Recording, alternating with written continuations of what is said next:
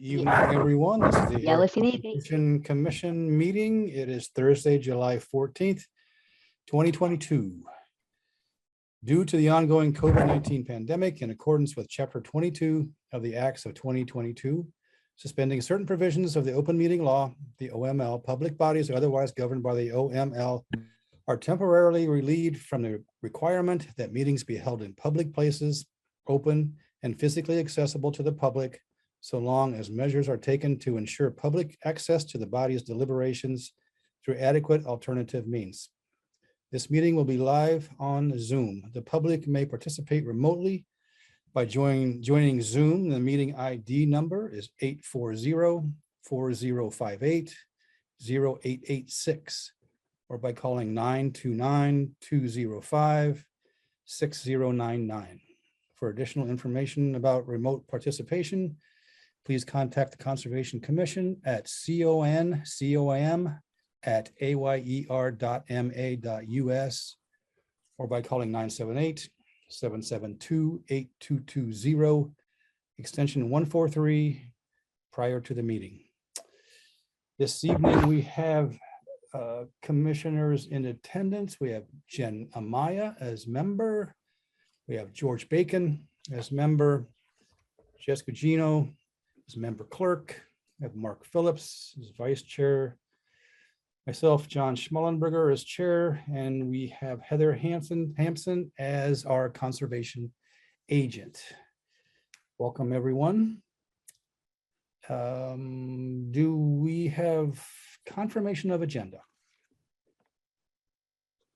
Any changes to the agenda? Nope. Okie dokie. Motion to approve the agenda as written. So moved. Second. It was moved by George Bacon, seconded by Mark Phillips. Jen, how do you vote? Aye. George, how do you vote? Aye. Jess, how do you vote? Aye. Mark, how do you vote? Aye. Chair votes aye, passes unanimously. All right, do we have approval of the meeting minutes for June 23rd, 2022? Anyone have any comments, changes, accolades? No? All right, beautifully written as always. Thank you, Jess. Motion to approve the meeting minutes for June 23rd, 2022 as written. So moved. Second. It's moved by George Bacon, seconded by Mark Phillips. Jen, how do you vote? Aye. George, how do you vote? Aye. Jess, how do you vote? Aye. Mark, how do you vote? Aye. Chair votes aye, passes unanimously. Our next item this evening will be public input. If there is anyone listening or viewing at this point in time, if you have any comments, questions, now is the time.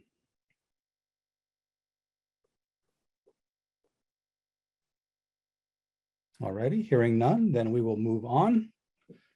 Our first item this evening is a discussion request for proposal, the RFP, Stratton Hill Conservation Analysis. We sent out RFPs and we got back just one, is that correct? Just one. One proposal from the BSC group. They sent their proposal for peer review consulting services at the Stratton Hill Open Space Residential Development Subdivision. Everyone had a chance to look at the document. Mhm. Yes. Yes.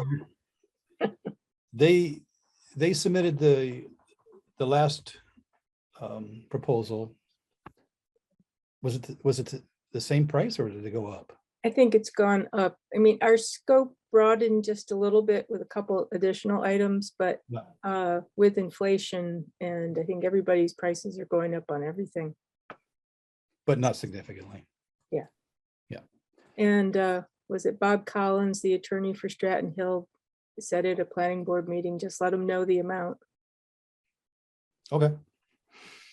All right, very good. Presumably, Heather, you could get off a phone call or email to him tomorrow before you depart. Yes. John, when you said went up from the last time, which one are you referring to? Didn't they submit the proposal for when we were dealing with them back in January, February. January? Yeah. Yeah. Before they withdrew their, Okay.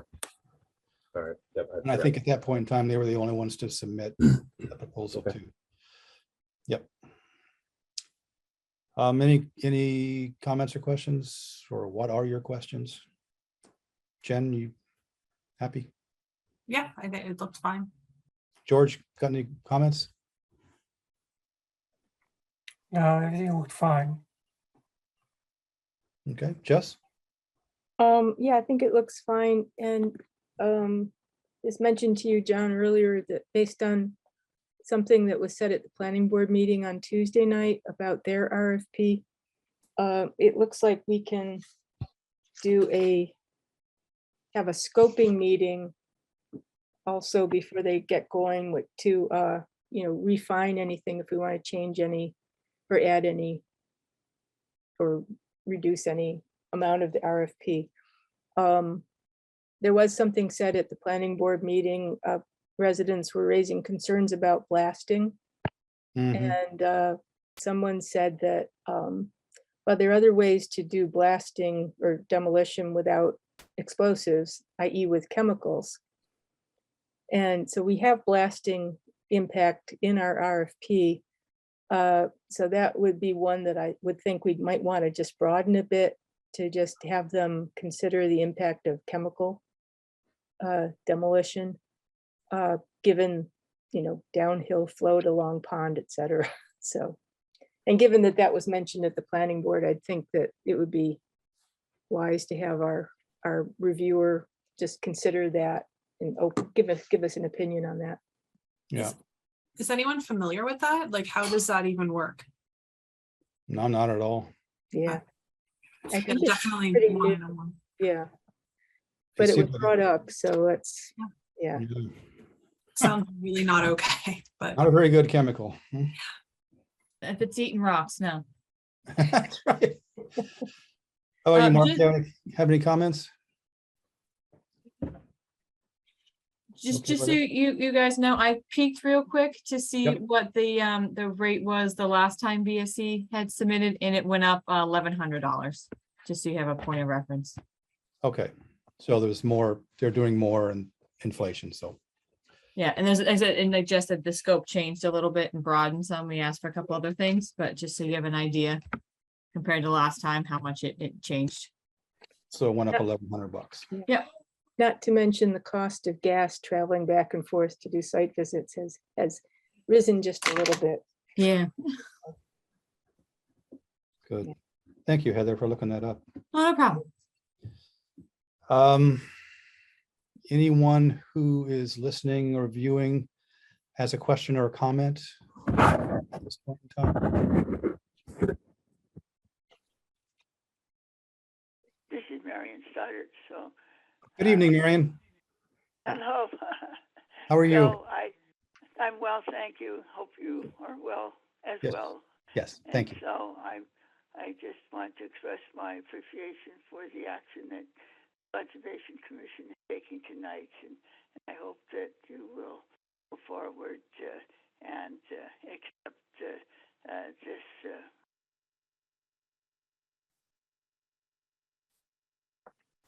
Okay. Mm. Well, thank you. I don't know, it should get cut off or,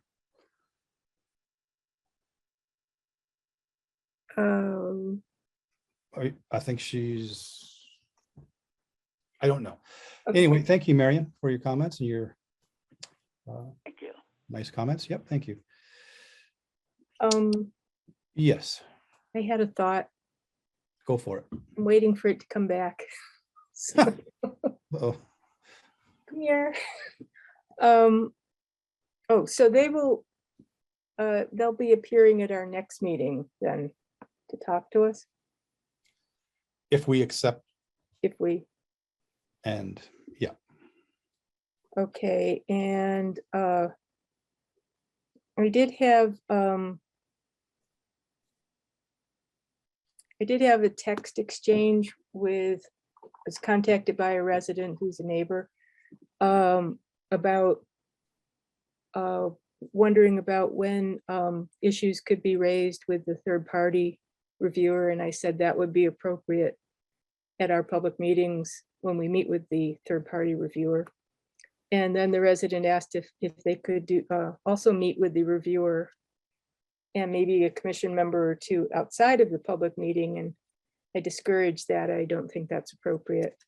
I did say if the resident wanted to prepare a statement or a list of concerns that could be shared with the reviewer, with the commission, and shareable to the public, that would help shorten the meeting impact. And then I was asked if they could do a presentation at our meeting to the third-party reviewer. And so I didn't respond to that. I thought I would put it to everybody first if we wanted to decide on some parameters about public input or presentations or whatever. Thoughts?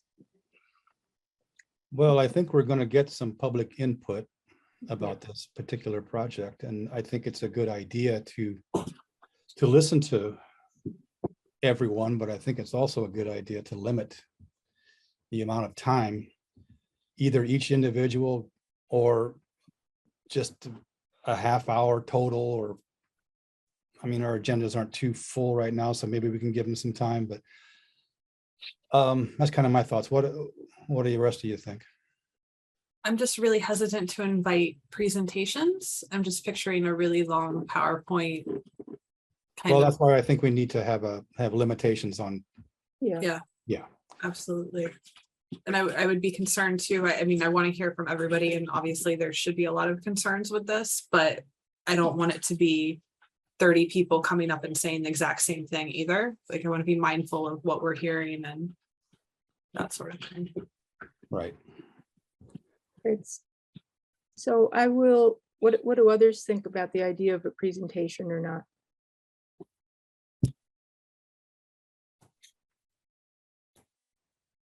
I'm against it. You're against it. Yeah, it just, well, who is this person and what are their qualifications? I mean, you give them a soapbox. Yeah. And if they're just taking information off the internet, that's really not, certainly not the best use of time. Or Did you get a sense, Jess, if the presentation would be just speaking, or is it going to be a PowerPoint something or other? I had the feeling it would potentially be a PowerPoint with graphics. So that sounds like PowerPoint. Yep.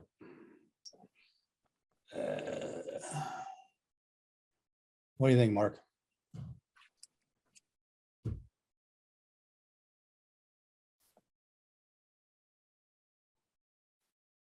I'm a little hesitant. I can't remember what issue we had going on once before where we had folks come up, and that took us a while. I remember we were somewhat welcoming to it.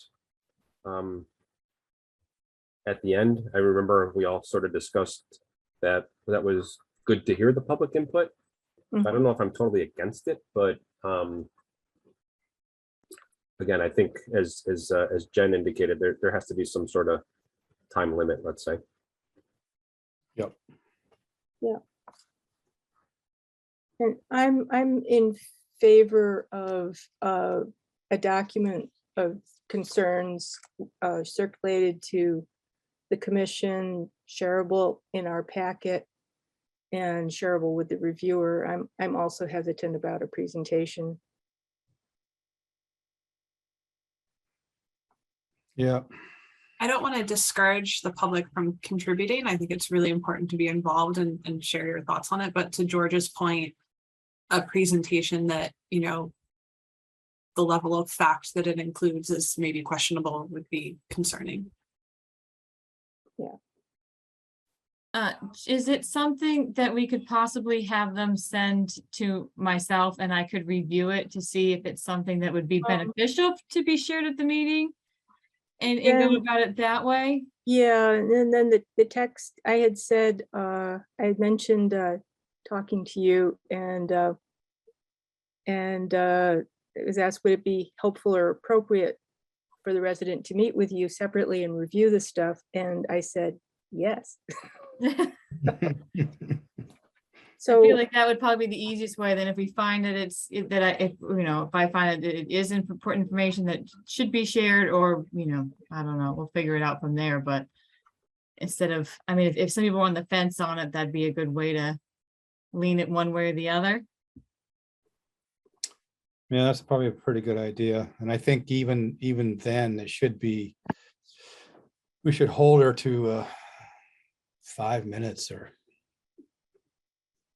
like this thing just can't go on and on. right. If you think that's appropriate to do a 5-minute limit. Well, we could set up, decide, looking at our agenda, how long we want to give to this anyways. I mean, I think we'll all have questions or comments to raise with the reviewer ourselves. Yep. Yep. And I would probably, I think what the planning board or town meeting are doing now is like a 3 to 5 minute limit when you're speaking, but then if nobody else is speaking, it's at our discretion to let somebody add more. Right. So I'm guessing there's going to be a few people. the other thing was, Heather, you had a thought about maybe John laying out the parameters of what conservation can and can't do on this. Yeah, they did that for the planning board, and I think it was very helpful. They did it at the beginning of both meetings, just to go over what it is that the board's doing, the commission's doing that evening, and what the parameters of that the commission has. I think it gets lost in that was evident at the planning board meeting on Tuesday on what the Conservation Commission's duty is on this project and our responsibilities. At the meeting on Tuesday, Mr. Attorney Collins basically said they're going to try to pull as much of the property of the project out of the 100-foot buffer zone as they can. There's going to be minimal work in the buffer, whether it's just grading and fixing existing road and a limit of clearing. It's not going to be a lot. And what we're giving to the planning board is literally just our recommendation. And I don't know if you all remember, it's not, and the planning board hasn't always followed that from what the Conservation Commission has given. So I feel like just laying those parameters out, when we had a large public at a Board of Health meeting, the chair then literally had a timer on his phone and was giving everybody, I think, 2 minutes, because there was a good, probably 50 abutters to that one, but giving people a time limit really helped out. And if time allowed, they were allowed to speak again. And doing something like that, I think, would really help, Yeah. especially with the parameters on the next meeting. It's basically just going over the what the consultant will be doing. We're not giving any decision or anything yet. We're not taking any input yet. They're just going over that. And I think setting that up would be helpful too, because that might limit the amount of people that want to comment on it. They might have concerns about the overall project, but it might not fall in the scope of the consultant's work as well. So I feel like doing that would help a lot and just inform people what's going on in our process.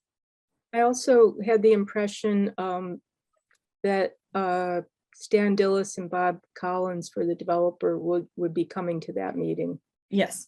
And Heather was really good on Tuesday night in also underscoring that, conservation's role is largely recommending on the conservation analysis, but really almost all of this is not jurisdictional to us.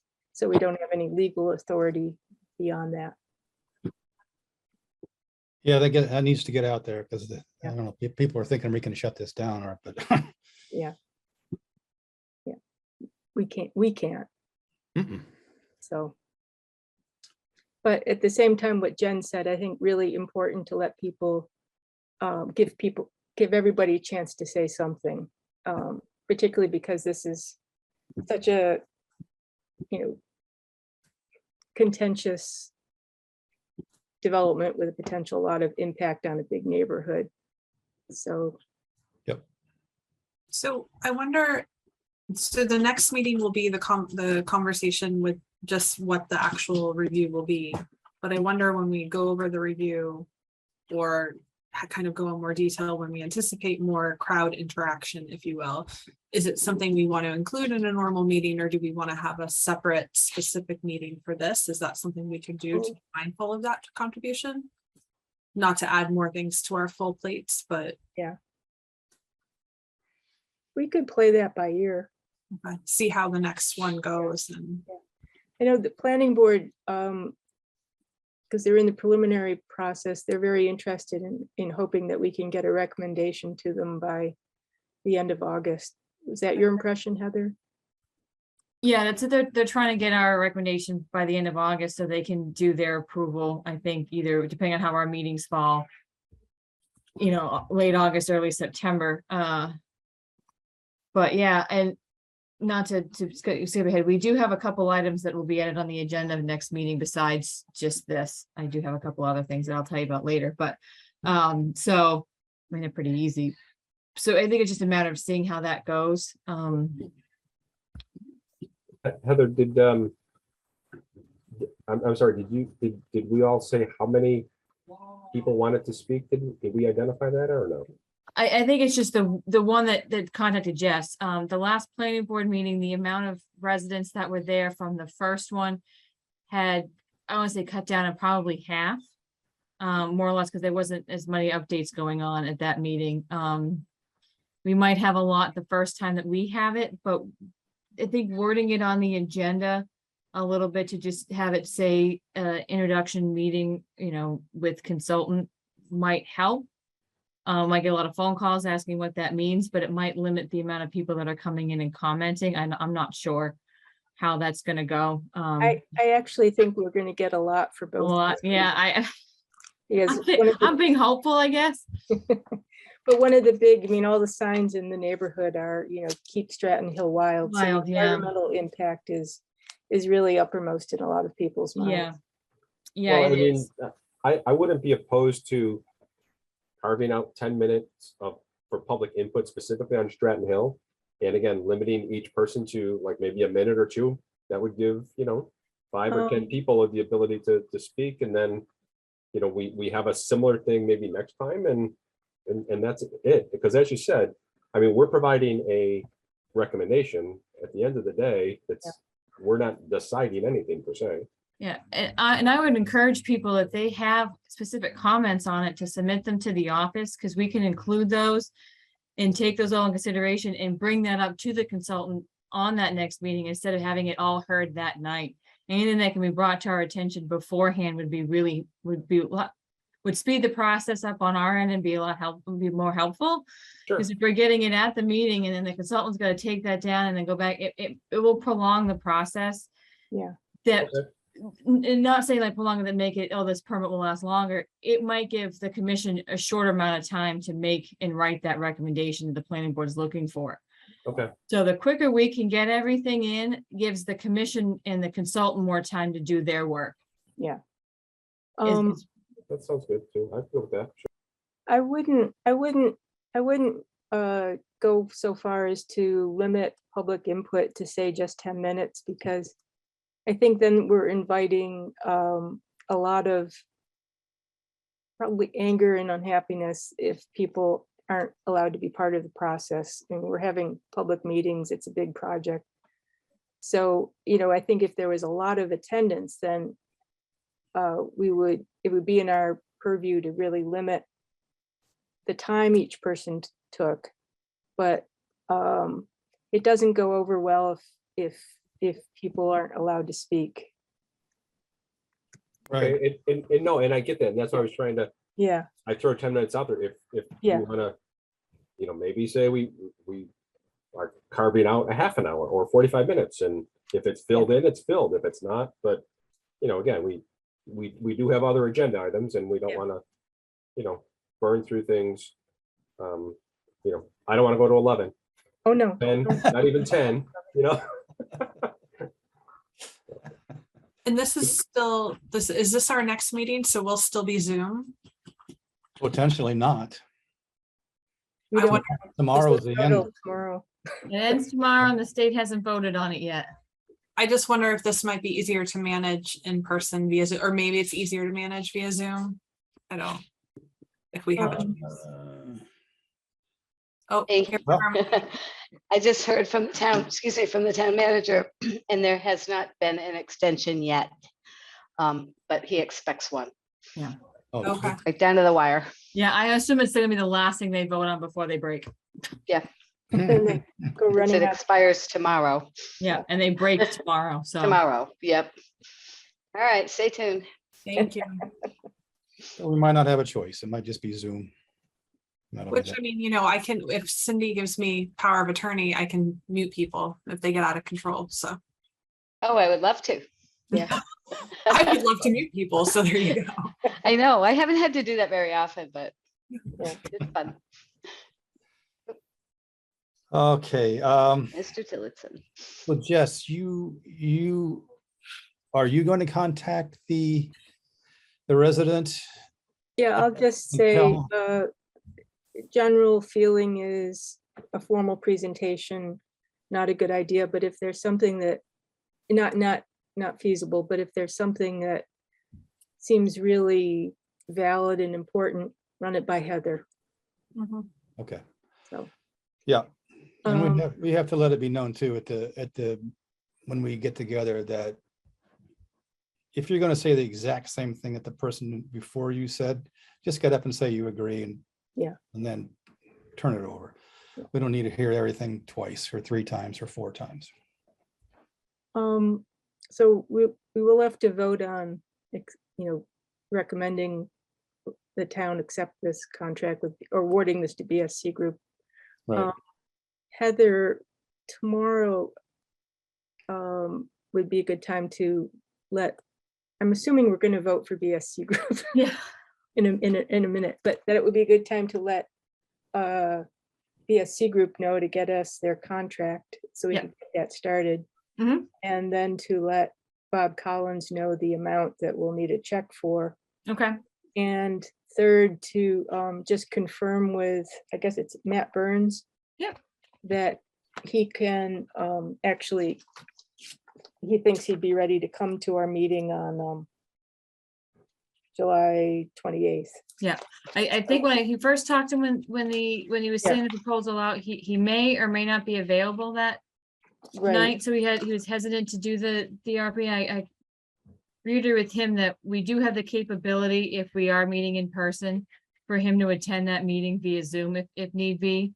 So I think that was probably why he did it. So I don't know if it'll be him, one of his associates, or him over the phone, but I will let him know.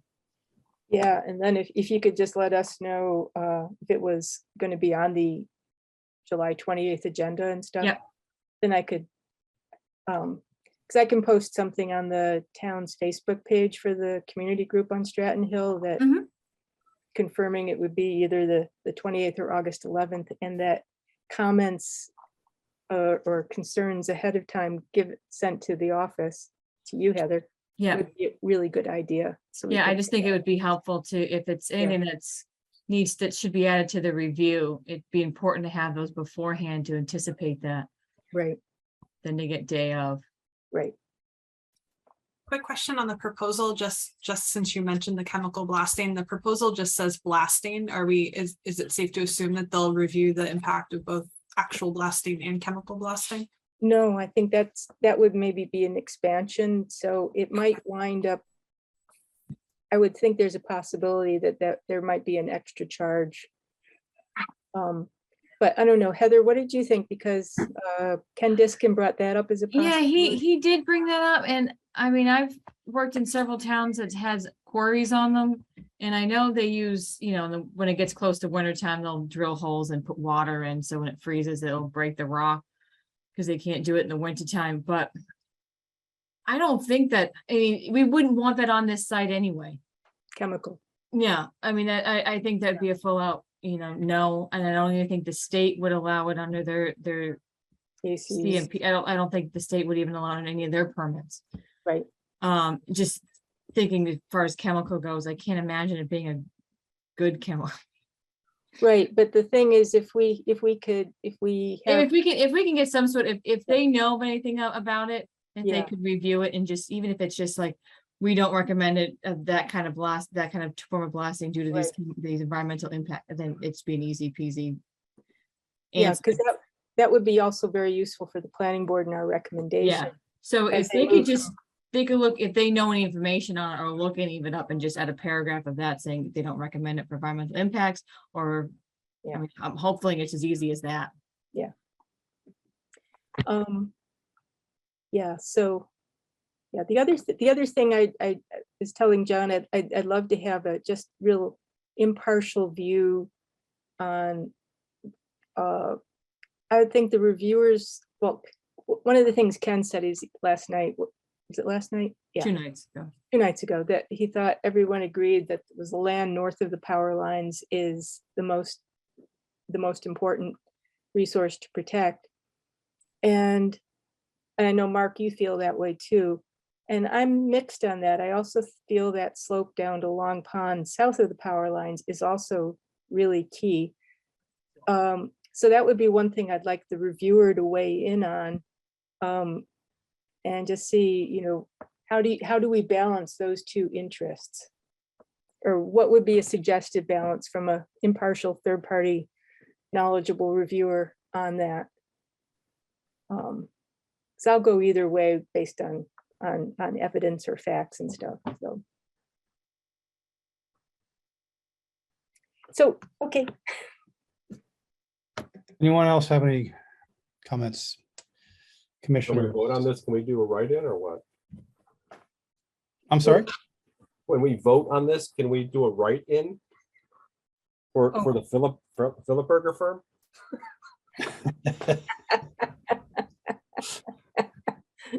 I think that's conflict of interest, Mike. Oh, Hmm.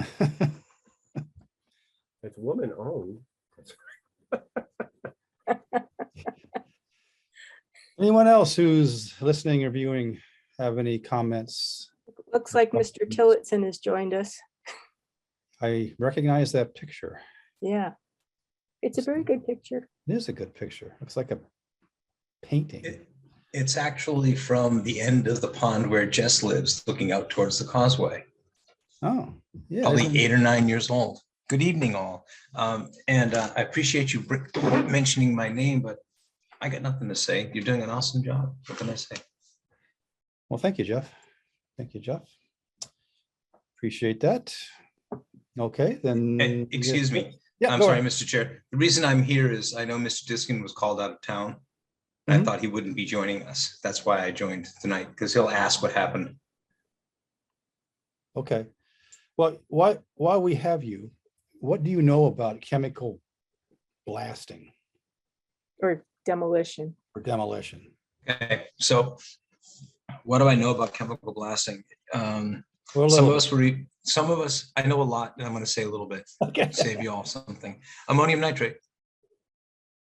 Do you remember years ago when a school, it's probably 25, 26 years ago, when there was an explosion? I can't remember the name of the city in middle of America. They had stored fertilizer and diesel fuel together, That was in Texas. wherever it was. Thank you. Middle of America. I mean, hey, Boston, Metal? Worcester, the Outside Big of- River, Mississippi, and San Francisco.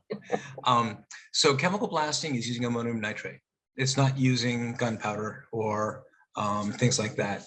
And ammonium nitrate, as we know, is a very, what they do is they use I think they use a charge to set off the reaction of ammonium nitrate with fuel oil. And the gas expansion is so great, so fast, that it causes the expansion and it fractures the rock. The difference between using gunpowder and ammonium nitrate, from what I understand, is the percussion is not as loud. because it's a small blasting cap type thing. And I am not an expert in this, but that's my understanding with chemical blasting. What they're doing is introducing fast expanding hot gas into a closed area to cause it to fracture. Okay, all right. And if you, by the way, ammonium nitrate is the N that you see in fertilizer. It's a very common Yeah. compound here in America, and it's inexpensive. All right, well, thank you very much. Mhm. Any other comments or questions before we vote on this? Okey doke. Then is there a motion to have the town approve the BSC Group as a third-party peer review consultant for the Stratton Hill OSRD subdivision? Do we need to give the price? Anyway, $10,250. Yeah, I would just say, it says it's not to exceed, so. Yep, And that also make it clear that is not paid by the town, that's paid by the applicant. okay, paid by the applicant. So moved. Second. All right, it was moved by George Bacon, seconded by Mark Phillips. Jen, how do you vote? Aye. George, how do you vote? Aye. Jess, how do you vote? Mark, how do you vote? Aye. Chair votes aye, passes unanimously. So this will get out to them directly. Let them know. I will do that first thing in the morning. Thank you very much, Heather. All right, what have we got? Our next item for discussion this evening is the review of the draft special conditions on the orders or orders and conditions. So where is it? Okay.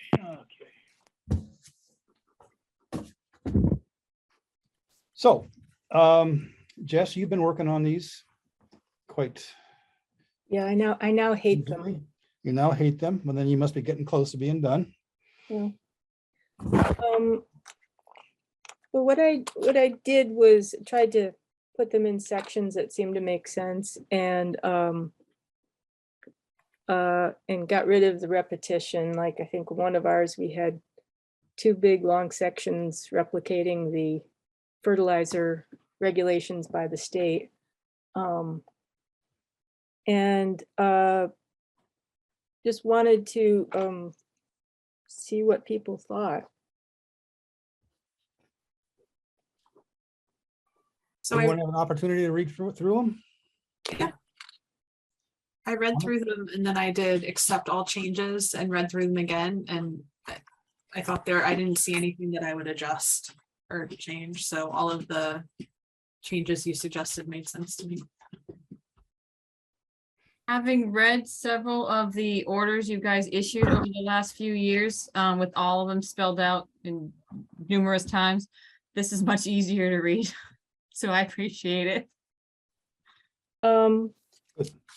Yeah, and I put a bunch of things into the project specific section, sort of, which is, I think, the second to last section.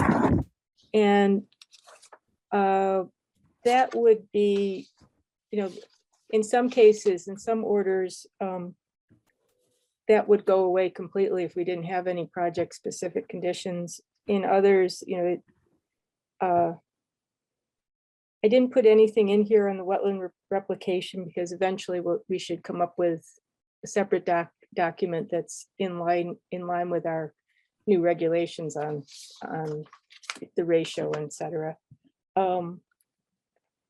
So also wondering if anybody thinks there's things that should just be scratched. So.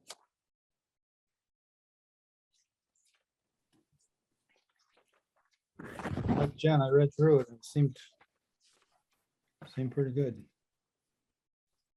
Or Just I add- guess, yeah. Go ahead, Mark. I had a question on so right in where you start with administrative conditions, Yeah, and at the end of one, you say as checked below. Is well, the that, intent to do boxes, like check boxes or what?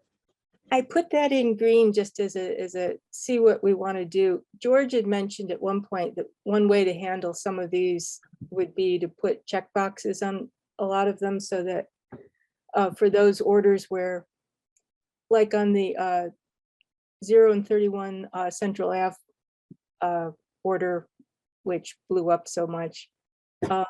There were things in our boilerplate order that they objected to that didn't apply to the site.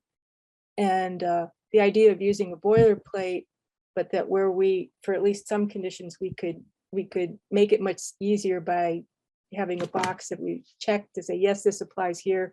And if it's not checked, then I don't know, that was George's idea, and I thought it was potentially really good.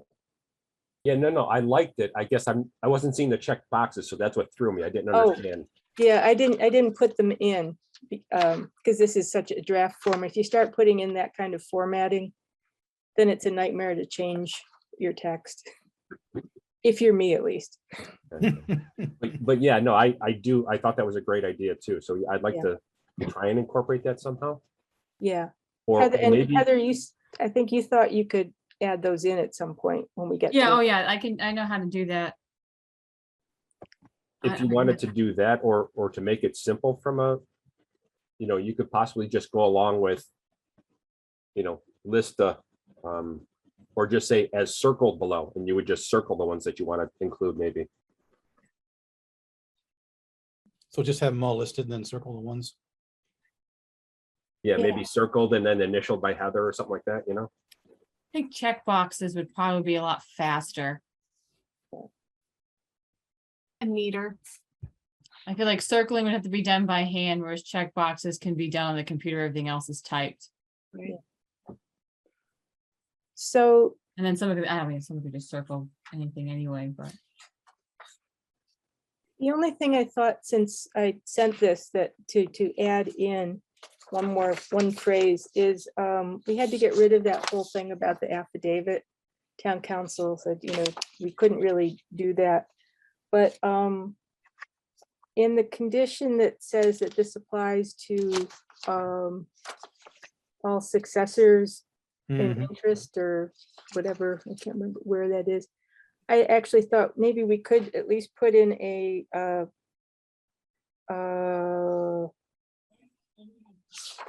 phrase that just said, if the certificate of compliance has not yet been issued, then we strongly urge the applicant to provide copies of the order of conditions, the open order of conditions, to new owners. We apparently can't require it, but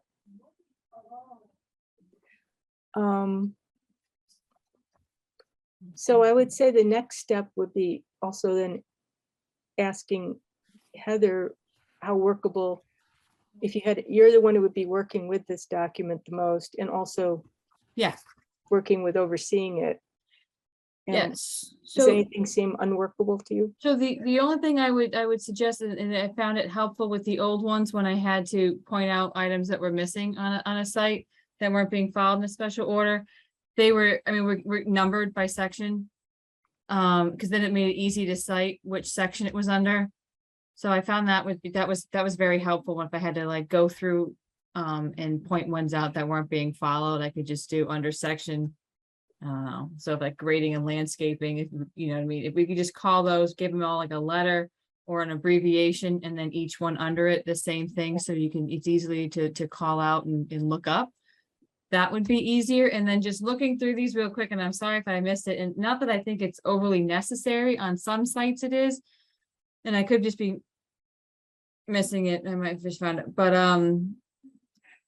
the old special order conditions had a language on it that stated that L slopes had to have matting on them or be seated during construction, and I don't always see that to be possible or necessary, but in some situations it will need to be.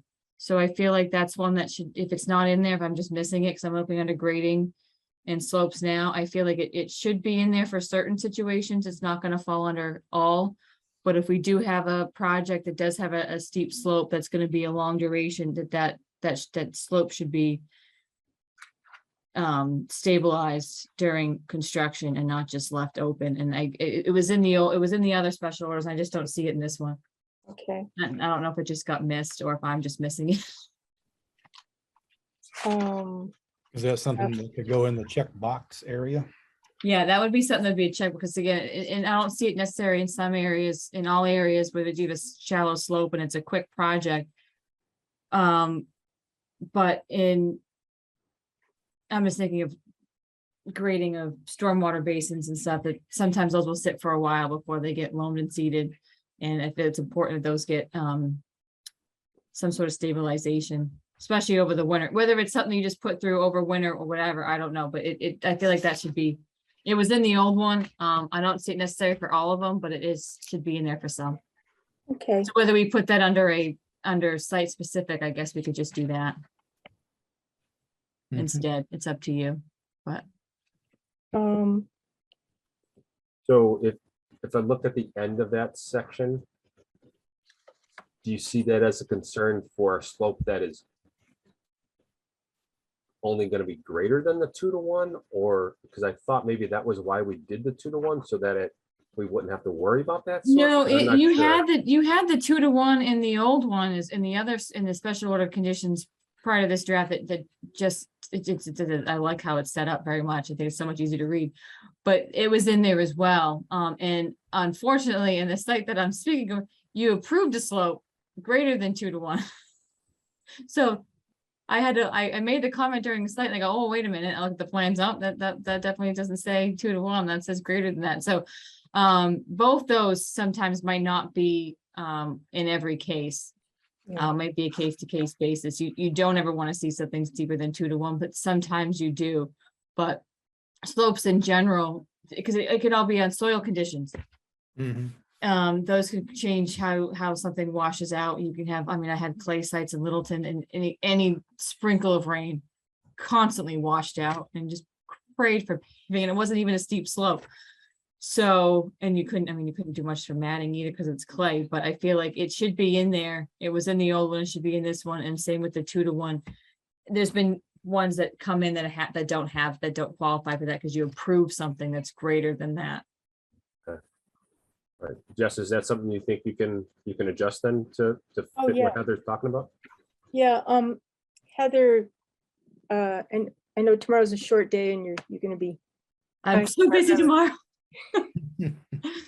Can you just direct me to which version of an order you saw that? Yeah, I think I even have it scanned in. If not, I know exactly where it is, where I can just pull it and send you that page. Send me that page, and then what I'll do is go through this and then make it more of a, get rid of the comments unless people have more comments, and make a few changes. Like, I think putting in an overwintering condition is probably project specific. If it's a long project, would be a good one. Yeah. And then when you get back from vacation, I'll have it for you. You can play with formatting and numbering. So I would say in terms of numbering in each section or lettering, I would do it in a way that looks like it would be most efficacious for you. Okay, I just, it makes it easy to cite if I have to do a violation. It's easier to do that when it's all numbered out. Well, I only numbered the first few, and then I thought, not sure which ones we're keeping or not. And so I abandoned it for now. So my intent was that they all would be indicated in some way, but maybe that's better for you to do down the road along with the boxes, and then you can do it in the way that is most. I can do that. Okay. So Heather, what you're That's my saying list of things to do. So Heather, what you'll be saying is like administrative conditions would be like I, and then pre-construction would be like I. Is that kind of what you're getting at? So something like, so let's see, like planning board, we do it, it's every sub title. So like pre-construction would be A, and then in those would be 1, 2, 3. So it'd be A1, special condition A1, especially, and then you go to the next one and label it that way. The way the old ones were done, they were labeled, pre-construction, so PCR, CON, and then 1, 2, 3. So just Okay. labeling it some way like that, it makes it easier to spell out if you have to write a violation up. Also, then once I get it, another draft done and then have it waiting for you when you come back, Heather. We also should get town council to look at a draft. Yep. So, Okay. so I'll maybe send that in to just have them look at content. Yeah.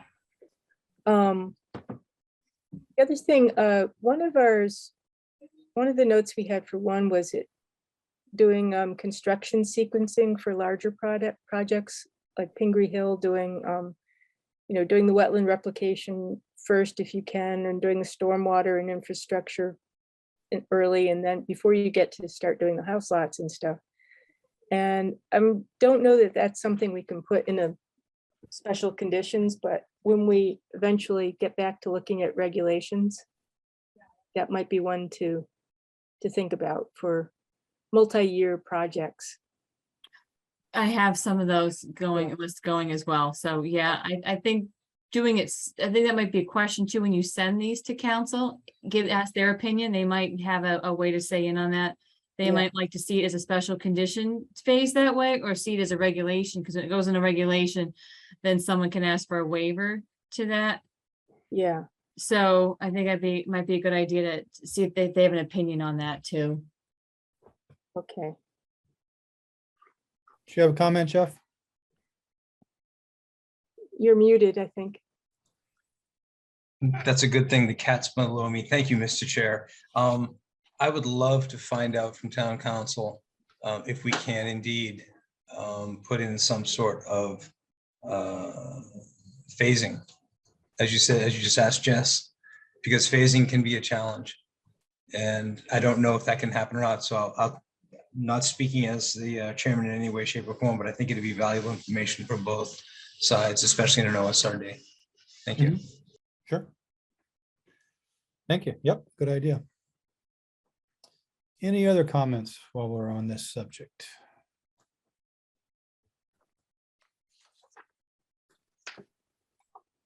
No. Okay. Well, Jeff, you still got a hand up. Is that? My inability to work a computer, sir. I'm sorry. I got up to let the cat out. There we go. The cat's been killing me. Sorry about that. Jeff, I've got you. I lowered it for you. Thanks, Jen. All righty, so. Great. This is good. Thank you so much for all your hard work, Jess.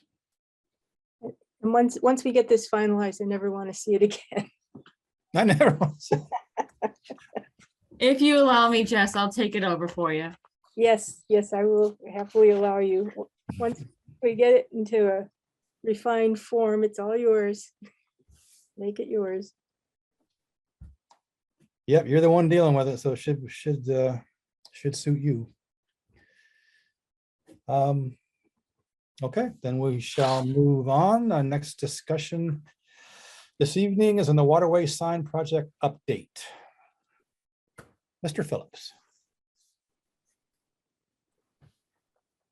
So I did request Heather to invite Jeff today so that we could kind of chat through some of the obstacles that might be in front of us, and also have, potentially have Jeff provide us a little bit of update. There was a couple actions I believe he had proposed that he would start to handle for us to help get these through.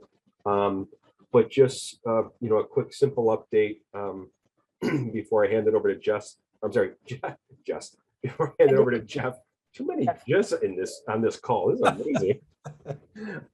Before I hand it over to Jeff to, like I said, give us a little bit more insight on certain things. I talked with Jeff. He was concerned about some installations. One of the ones that happens to be on his property, and again, just a question with regards to right of way and property ownership to the center line versus the edge of the roads and things like that. So, we had an extensive discussion around, do we even want to be on certain properties at all? Knowing that the ownership of the land could be a problem, placing it on somebody's property could require an easement. So just the whole host of things that would go along with putting a sign on private property. So we chatted along that. He also made me aware of the sign bylaw, which I think Heather had passed along to us. And my interpretation of the bylaw is essentially, I think we're okay. We merely need to secure a permit from Charlie. And once we do that, we're probably okay. And then also maybe reevaluating, as I said, based on some private property issues, some of the sign locations would be a worthwhile endeavor to do. And as such, John, you and I, we did investigate Flanagan Pond, possibly along the causeway versus the one that was going to be on Oak Ridge Drive. So that's definitely something we should consider, but also at the same time, check to see if there's an ownership issue at the location we were thinking about. Again, as you all should be aware, we have all the signs, we're ready to go. We just want to make sure that everybody in town from a department perspective is informed. And to that end, Heather has drafted a letter that I only just was able to look at earlier today. Sent her some edits back on it, but basically would reach out to the police chief, fire chief, Janice for chair of select board, Dan Van Shelpwick, and Charlie, just kind of letting them know about this in the event that they were not aware already, but just kind of doing that officially. And I did also want to talk about with our group here, should we actually require an RDA for this, or do we think this is not RDA worthy?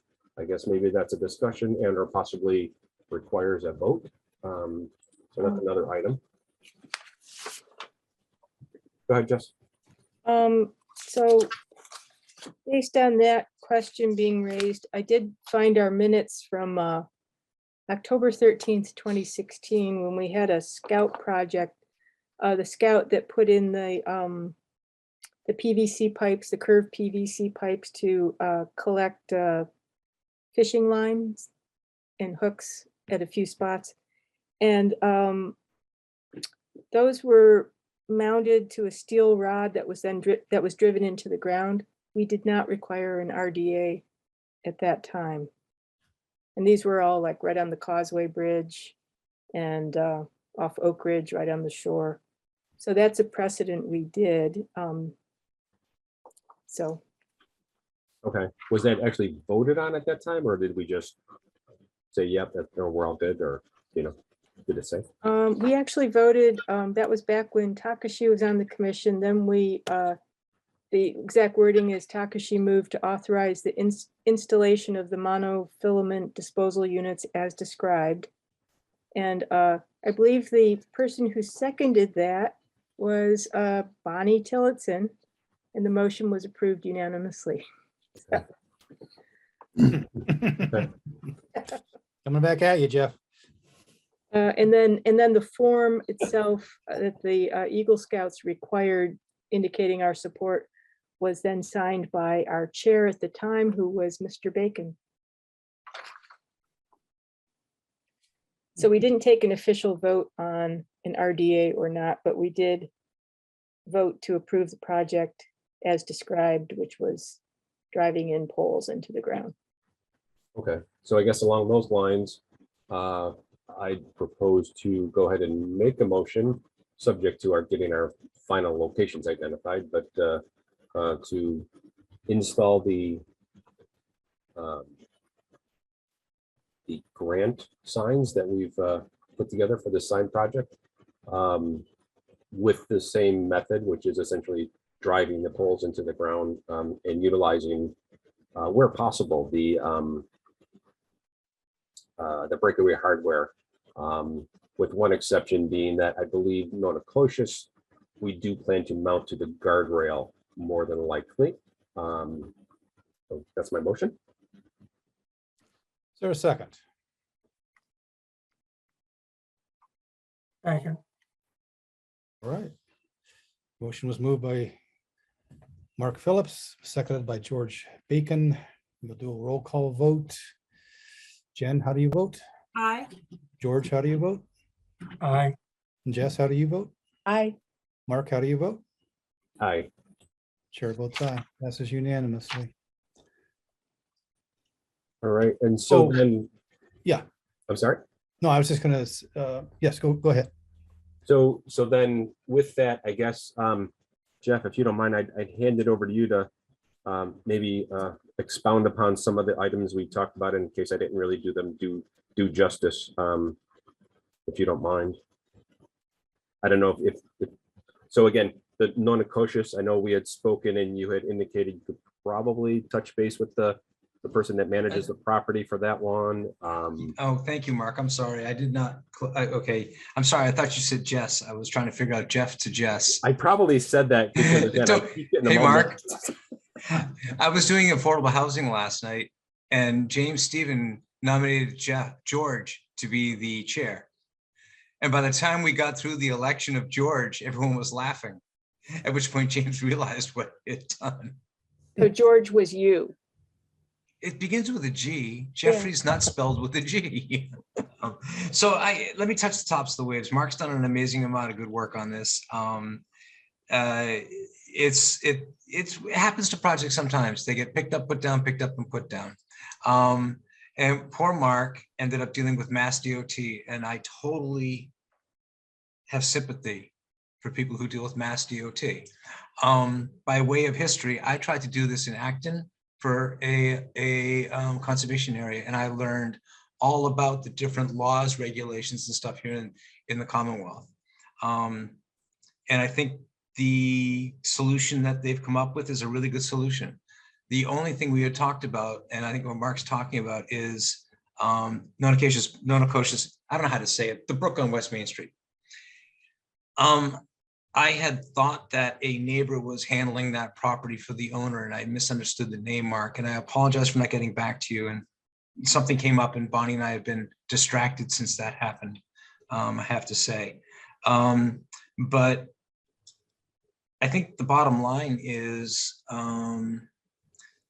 Van Skelwick at the DPW will probably be more than helpful in that situation, because it does sit on the roadway, and that roadway is a town regulated roadway. And it's currently under construction or very close to it. So it can probably be taken care of very quickly. As we discussed, there could be an adjunct sign added for another feature in the road that would work beautifully if the guardrail doesn't work.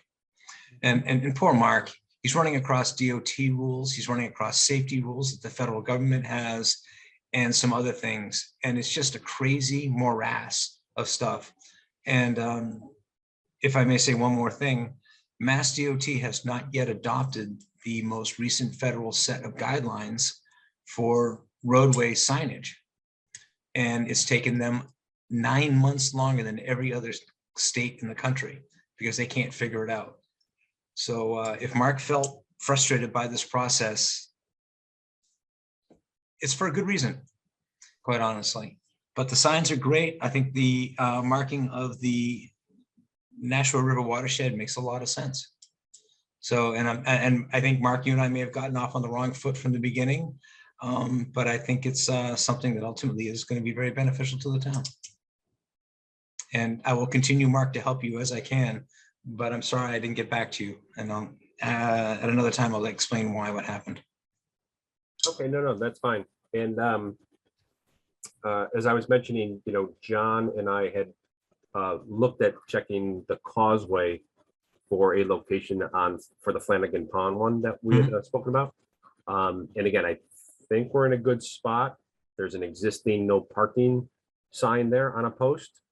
Post is a little questionable in health, but nonetheless, I think it's easily utilized for this sign that we're talking about. So yeah, I think we're probably in a really good spot for that one.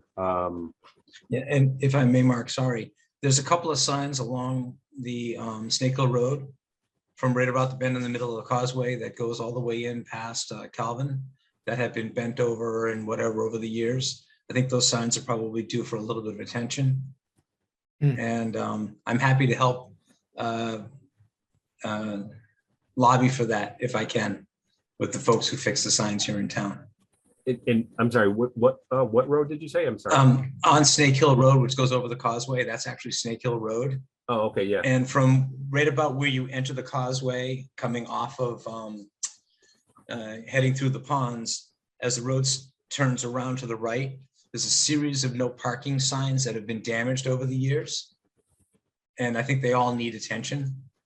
So I have a feeling that's something that we can probably convince somebody to take care of as regular maintenance.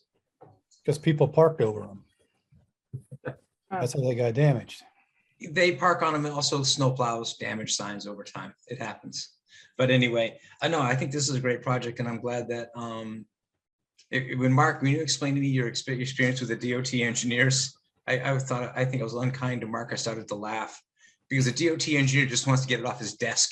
He doesn't want to tell you what the answer is. Yes, that was quite frustrating, George. If you remember, Joanne said she had touched base with them, and they said, "Well, just tell us what section you feel you're going to put this sign up and which one it applies to." And I read through it, and I could not find anything there. Everything was very like turnpike highway, oriented. When I started mentioning emblems being on there for the various, conservation commissions and watershed associations, the subject of advertising came up, and it was like, no, this is not advertising. And so, yeah, it was very cumbersome. If you folks remember. I'm sorry to laugh. And one of the reasons why the MUTCD has not been picked up by Massachusetts is it's designed to allow the cars that can read signs to recognize all the signs around the country. It's a lot of money to fix signs in older places like ours. Yeah. Thank you, Mr. Chair. Yeah, thanks, Jeff. So I believe, Heather, if we were able to get this letter out as amended, as edited or such, and let me know if you see any issue with those, be it tomorrow, because I know you have the time tomorrow. I can do it tomorrow. I have a whole 2 hours before I have a meeting, and then after that I have a site walk, and I was planning on leaving. So you'd be amazed after working years in the building department how much work I can get done fast. Awesome.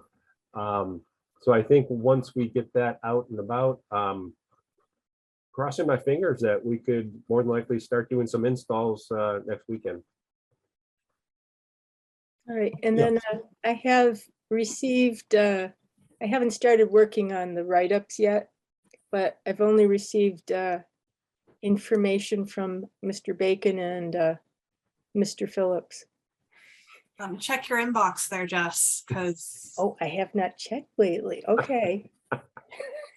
I've been in touch with Chuck Miller Yeah. to ask him, because he's got that Friends of Flanagan, or used to anyway, for some information, and he said that he would get that to me. Yeah. I mean, we're good, because I have to refurbish the special conditions draft a little bit, and then I'll be away for a few days, so Okay. it will get done. I promise mine will be one of the first things I do when I get back from vacation. No, I think you should postpone your vacation. I can take my vacation on Shaker Pond. That's what I should do. Right. You said you got 2 hours tomorrow, right? Yeah, I'm going out to Shaker Pond tomorrow, so I mean, I could take pictures or something while I'm there, observations. Well, hopefully you folks were able to show me up on what I was able to get for Nonacosius, because yeah, I did a simple Google search and there wasn't a lot there, so I was struggling with that one. Hey, George, you mentioned Ruth Ronimus might have some old stuff on waterways, or? Yeah, she has a bunch of articles that were written by I forget his name, the town historian. Was this, we had that one old article on that quote unquote unnamed brook that runs down the hill from Yeah, Page Hilltop and all the way across Central Ave and through a particular property. Yeah. the drainage ditch. Yeah. It did, yeah. So was it the same historian who did that? Yeah, So if she has other stuff on him, that might actually have some good stuff. yeah, Imagine if he was doing an unnamed brook, he probably did Non-Aquatius and Shaker Mill Pond and all the others. Hmm. yeah, he wrote a series of articles for the newspaper a long time ago. Yeah. Okay, anything else on this? Yeah, process? so again, based on the bylaw, we do require a permit, or at least should be asked if a permit is required. So Heather, with the letter that gets over to Charlie, Yep. is that sort of a lead in to it that we ask that question, or do we officially just Yeah, submit what one? I'll do is I will, when I send his letter, I'll email it to him. I'm on vacation, so he's on vacation this week. I'm out next week, so I won't see him for 2 weeks. I will include in there if he could just send an email back if we need a permit, because I don't ever remember. I mean, obviously don't require one for DPW. I don't know what he's gonna require. So when I send him his, I'll do it individually to all the, everybody. And with a little blurb, I guess, if they need anything. And all in their mailboxes. But Charlie's himself, I'll ask him to reply back an email if we need a permit or not. And if we do need a building permit, I can, if they're available online, I can have him, I'll copy you on his. So if he replies back, you can see that and know what you need to do in case you want to get that started next week. Okay, that sounds great. Thank you. Just don't feel bad if you don't hear from him for 2 or 3 days, because I'm sure he's gonna have a lot to do when he gets back. Yeah, Excuse me. no, and that's fine. And like I said, I'm not really anticipating starting installs till, probably a week from tomorrow or Saturday. So that's fine. Excuse me, Mr. Chair. Yeah, Jeff. One last thing I promised Mr. Phillips that I would do was reach out to the building inspector and find out what he needed so we could get maybe one encompassing permit for all of the signs that would go in place, only to discover that he's been on vacation since I made that offer. So Mark, if you need help, I'm more than happy to help with that too. Appreciate the offer, Jeff. Thanks. No, it's just, you just, what you're doing is fantastic, but it falls between the categories in some places. So I'm sure it should be fine. Thank you. I'll be around next weekend. If we get to that point, Mark, I'm happy to help install. Feel good. Are you around tomorrow, John? No. Oh. Tomorrow morning, 4 o'clock, I'm heading for Ohio. All right.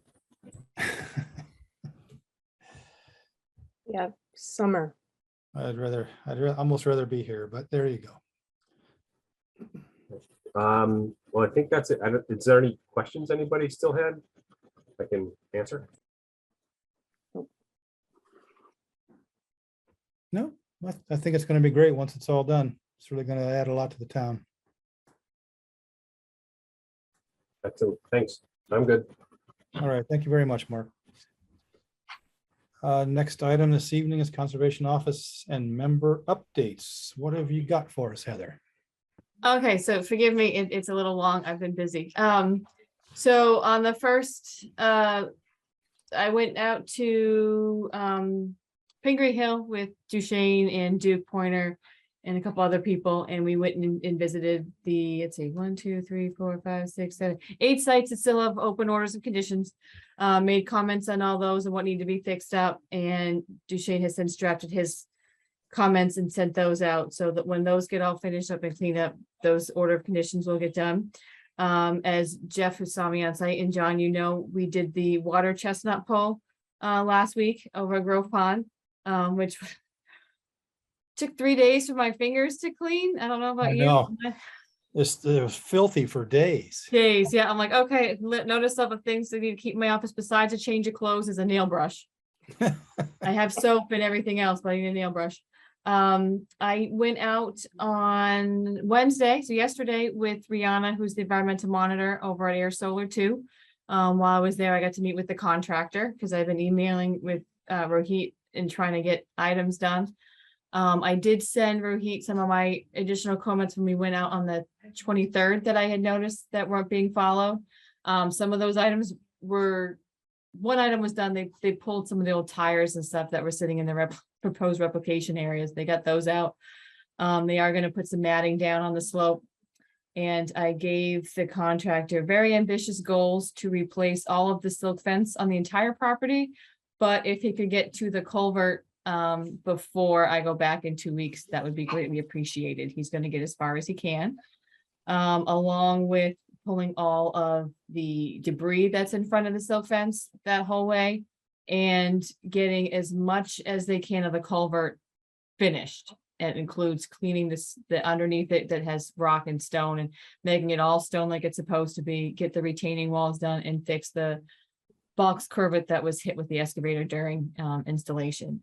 So those are the 3 goals I gave him. I'm going to see how he does before I go back on site. So I have an idea of what I can give him as a list of items to do and go out every 2 weeks and see how he's done on that. That's my goal for that site right now, to see how we can get it cleaned up and moving forward.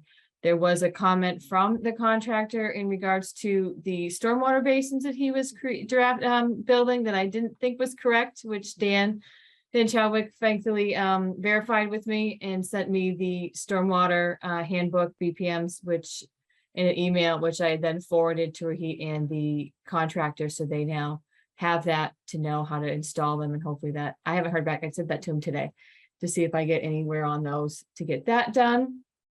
Peroni Park, we had gone back and forth with Jeff Thomas and Dan from DPW and how that's going to go forward. They're going to just do an entire NOI for the entire project. Beta Group, who's doing the project, should have that all submitted. Should be next week, if it's not going to be the week after, for the first or second meeting, one of the meetings in August. So they'll be coming for that whole project with an NOI in August. You all probably aware the CBA is holding a public hearing for the 40B project on Fitchburg Road. Submitted comments to them on that in regards to filing an NOI, natural heritage comment letters and questions on their phasing that they have proposed. Josiah, who's doing the site foreman for Shaker Pond, had come in to see me. So this is the next few things I have are questions for you guys. The plans for that site and the Conservation Commission, I believe along the planning board, had asked for a trail to be put up on the open space along Shaker Mill Pond. And there's no construction details on that. So he was just wondering what it is we want him to do. And I'm meeting him on site tomorrow because I haven't seen the site besides walking real quick in from pictures. So I'm going to see him tomorrow to walk that site and go over the orders, conditions we have there. But he had questions on the trails, if you guys had any idea. I'm assuming because it is open space that's deeded to the town that the trail would have to be ADA compliant. That's my thought on that. So I don't know if you guys have any ideas on what you want to see out there. If you want to think about that, I can let them know I posed the question to you and you'll get me an answer, because I really don't know. What would go into making it ADA compliant? I believe it has to do with grade and width and what materials it's on it. I think it can be allowed to be gravel, but I'm not sure as far as the rest of that goes. I can always ask Alan. I think he's pretty up to date, Illinois on ADA compliance of items, but I'm not sure. I know not his expertise. It's not his job, but I know he knows some stuff. But I think it has to do with grade and materials for the most part, and then obviously parking. Yeah, you need to know if it has to be Right. ADA, and then if Yeah. it is, and then probably you have to go out and take a look and Okay. see where it's appropriate. Okay. And I think the intent, from what I remember when we did the walk or had the discussion on it, was to try to do as minimal amount of impact as possible. So if it was Okay. literally clearing a branch or a tree or here or there, so that there was at least something you could identify as a path, even if Okay. it was just simply flagged, but it doesn't have to be like they're cutting trees down or anything. It's trying to be as natural as possible So whatever natural, you know, thoroughfare, be it the animals are already using, or be it us are using, I think that was really the intent. Okay. Yeah. Yeah, he wasn't clear on what it was, and I mean, I, not being part of the process, I didn't know, so that'll be helpful, and I'm sure me and him can try to walk that tomorrow to try to get an idea what it looks like too, to figure out what the details of that will be. And actually, if we did it, if they wanted to do a more ADA compliant, like paved, graded, wide with clearing trees, we'd have to get a waiver from us Yeah, because of our no disturb. no disturbance near the 50-foot, yeah. Yeah, that- and then they have the sort of CR and everything on there as Yeah. well, so, all right, well, I'll look into that, it might be something we have to ask town council on too, I don't know if it has to be ADA compliant or not, so. I will look into that, I will walk the site with him, and we'll probably do an update on that next meeting.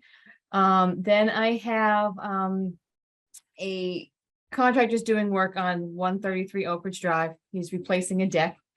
Like I mentioned the site walk there, it's doing diamond pier, so there's no impact. There's additional piers going on there, but the deck's wasn't getting any larger. Now he comes back and says the deck is going to be expanded off of the house about 8 feet towards the lake. I told him that would need an RDA. I just want to verify that with the commission that I am correct in stating that the additional 4 piers, that 3 to 4 piers he'll be putting in, but since that deck is going to expand out over the lawn closer to the deck than over the lawn closer to the lake, then a RDA would be required for that work. Am I correct in that? Sounds like it. All right, just making 100% sure. One other one that came through, and I verified it, that you guys did approve one. Just want to make sure again that the gentleman did send his RDA, and just want to verify that this is fine for the next meeting as well. 89 Littleton Road wants to put an irrigation line from Shaker Pond to water his garden. I don't know, it was a year or two ago, you guys allowed 87, I believe it was, his neighbor to do that. This is why he asked me the question. It's before my time, before anything else. So I don't know if that's something you would want to allow or what we're going to do with that. Yeah, that's a good question. I was afraid this was going to happen. You let one person. Times of drought, so people are going to look for water wherever they can. Yeah, I think, well, it might be good to have them come in and chat anyway. Okay. Because I think with this other gentleman or this other family, we allowed him to do it, but there were some restrictions. Okay. Mhm. Yeah, we told him that he couldn't draw water during periods of drought. Okay. Yeah. And then I'll even when monitor they, that, but when okay. it was allowed, George, didn't we say that he had to follow the guidelines of everyone else, I thought? So like odd even days and stuff Odd like that. even days, I thought okay. we required that. Okay. I'm wondering, if that's great that you put those conditions on there. Someone's doing that in their backyard. I don't know how you monitor. I Well, can't that's drive by and see it, I think but we that's were, okay. we were It's best grateful you do he the best was, you can. yeah, we were grateful he was asking because again, Yeah. backyard, so many people do People it. without- don't, yeah, no, that's fine. So I just wanted to bring that up, that would be coming to, again, the next meeting, that RDA. And then other than that, I've just been continuing to go through files and familiar myself with what you guys have done over the last 5, 6, 10, 20 years. Not that was a lot. That was a lot. I'm like, well, I've done a lot, but I had plenty of time to do other things. So It's That's what I fascinating, have. reading, isn't it? yeah, it sneaks Yeah. up on you. Anything else? I'm good. That's all I have. Any updates from members? Oh, Heather, did you want to mention? Oh, the, I'm sorry, the Flanagan Pond feasibility Yeah. study. Thank you, Jess. It's written here. Yes, so tomorrow at 10, I am meeting with their consultant, the DPW and Dan to discuss the Flanagan Pond feasibility study. I didn't know if any of the board members had any parcels of land or any comments that you'd like me to bring to that meeting, beginning meeting tomorrow. Oh, Well, I think we sort of identified all the potential sites. I think Dan has all those. I was just, asked her to mention it in case we had any background details also to mention. And I did think of one other one, the one that's, there's a little bit of town property on Flanagan off of Old Sandy Pond Road, where it, Okay. around where it joins back into Central Ave. Okay. Right. And that has promise, but there's a lot of wetland vegetation in that area. And in the last few years, that's where some wild swans have been nesting. So that And a might. beaver lodge in there too. Yeah. Okay. I think that's John. John, isn't that where you put the conservation sign there? I think. Yeah, people were dumping. Yeah. Okay. Yep. Well, we also have the Tillotson property that we could probably utilize. Yeah. Yeah.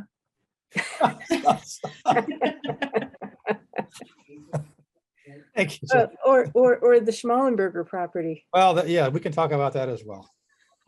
Wait, nonetheless, whatever comes out of that meeting tomorrow, I will update you guys at the next meeting as well. Okay, that'd be awesome. That'd be great. I wish I was around. I'd like to go to that too. Yeah, so if any of you want to go, if any, one or two members want to go, I can send you the link tomorrow if you're free at 10 o'clock.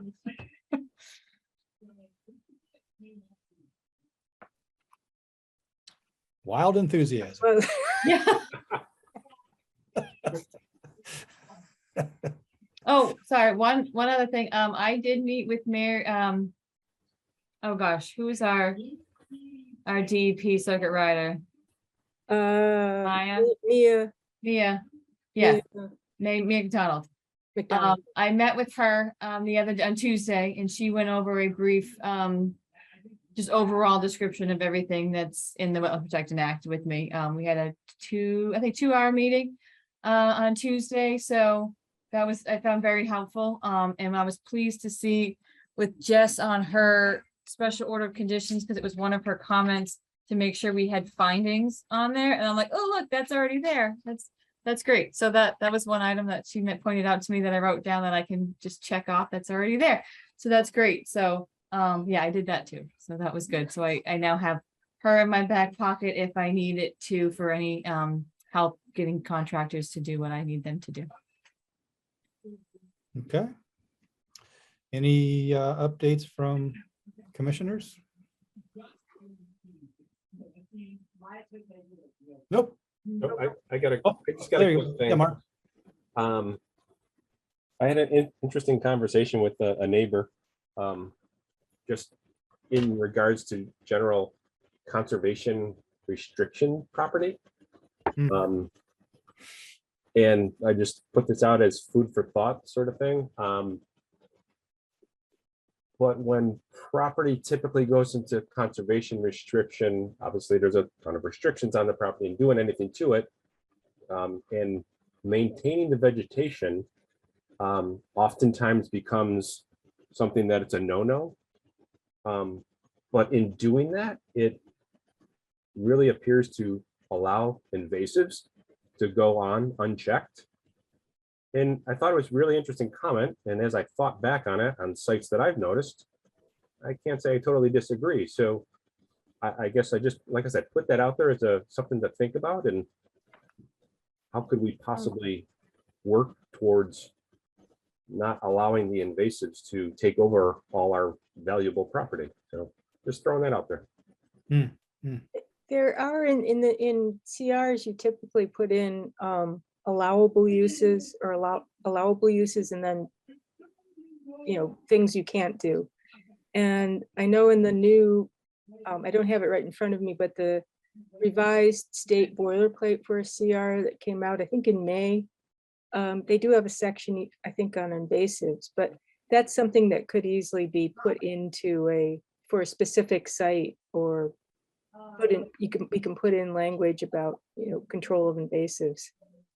That's a good point. Yeah, and I know there are grants out there too to get to help clean up, and different groups in the state and nonprofits that have ways to help with invasives, and I'm sure there's got to be a way around it if it's spelled out specifically in CRs we have now. you don't want invasives to take over your site. You want to clean those up. So I'm sure we could do that on existing properties we have now. It'd just be a matter of, I think, asking the question to the appropriate person. But yeah, you're not gonna wanna, I mean, gosh, I mean, I know a couple of them, big ones that came out when I was doing in Littleton, they had mile a minute vibe. And that's something the state went right after. I didn't have to do anything to it. That I think if they found that on a CR land, they would take that out, no questions asked. It wouldn't be a matter of like, oh, we can't touch. So I think it's just asking the right person and looking into that and figuring out the maintenance of those and adding that into our idea of what maintenance is on conservation restriction land and at making sure we have that thought of when we figure out, especially when it goes to the planning board and they do their lately when they do theirs, I found that they had that funding put in there. I don't know if that was the Conservation Commission that asked for that or the planning board that asked for that. That maybe think of it being a little increased because it's going to be beyond the just general walking it and making sure it's done, but we have to figure invasive control in there as well. So Yeah. we can look at that for going forward in addition as we get more OSRDs coming in. Yeah, that evolved because we began to, I think Joanne realized that there's all sorts of stuff we haven't been doing that we're supposed to do in terms of annual monitoring, and to do the monitoring, you need the baseline documentation, and all of that costs money. So that's how I think it sort of evolved between our commission and the planning board that with the OSRD subdivisions, that's being figured in. now. So maybe with the, with the new stuff with North County Land Trust, then again, we can, keep that in mind and figure out how to make that happen. But like I said, I thought it was a pretty astute observation. And, again, I was concerned as I know I battle it back on my own property. Oftentimes it's not easy for, for a person to keep under control. So. Yeah. No, and we can definitely add that too to the 5 properties we gave to North County to ask that question and to look into that as well. Even if it's just identifying it in the first year and then figuring out a plan for the following year. Yep. Do you have a comment, Jeff? Jeff. Yeah, I gotta find the unmute button. So when I started the planning board about 7 years ago, in the planning board's world, these are called O&M, operation and management plans. And Mark, I forgot the name of the place you live in, but there was never an O&M required of the detention and retention space over there. So this was brought to me early on by the superintendent, who said, we've got a problem. We have a gap in, we have new developments that don't have O&M, so we have invasives and other things growing in detention and retention space. So at one point we had talked about the town providing that service for some of those lands. And then it was this problematic. So what happened was we've started to require a project. Pick any of the new projects in the last 5 years. We actually asked them to provide an O&M plan for the retention detention. When I joined the meeting tonight, you were talking about making sure that owners get the registered documents about what they're responsible for on properties or CRs on properties. It's the communication going down through. And the town of Ayer missed a bunch of properties. And I do know the DPW was willing to work with the owners about that in some way, shape, or form. And I'm happy to look into the history of that and figure it out. But as a planning board, we can't tell them what to pull and what not to pull. We can just tell them, keep the retention basin clean, keep the detention basin clean. If you've got a play area for kids, use the right materials. So just so you know, it was recognized as a gap in the regulations years ago, and we've started to include it in the new regulations with the new OSRDs and the new projects that are coming through. But it goes for record with the agreed upon plot plan. Yeah. Whether anybody does anything with it, I don't know. But Mark, exactly what you're saying is, like single family owners on our ponds, they can take care of it or not. It's up to them. And you can't enter their land and take care of it. So there's a gap. Yeah, absolutely. Yeah, and I'm not I guess it wasn't focused so much on detention basins, but literally, we're setting aside conservation restrictions for acres and acres of land only to let it just go wild and it's like, hey, look, we've saved a whole bunch of knotweed and Japanese, or Oriental bittersweet, this is great. I so agree with you, Mark, but yeah, and it's just one of those things. The planning board can only go so far, and quite honestly, this may be an opportunity for in future OSRDs for the conservation to actually write into something that the planning board can agree to and place into the registered documents with the property. Yeah. Like I said, just something to think about and Yeah. see how we No, can absolutely. back. He's preaching to the choir, but absolutely. Mhm. Thanks for bringing that up, Mark. Anything else? Motion to adjourn. I'll move. Second, It was moved by George Bacon, seconded by Mark Phillips. Do a roll call vote. Jen, how do you vote? Aye. George, how do you vote? Aye. Jess, how do you vote? Aye. Mark, how do you vote? aye. Chair votes aye, passes unanimously. Thank you all very much.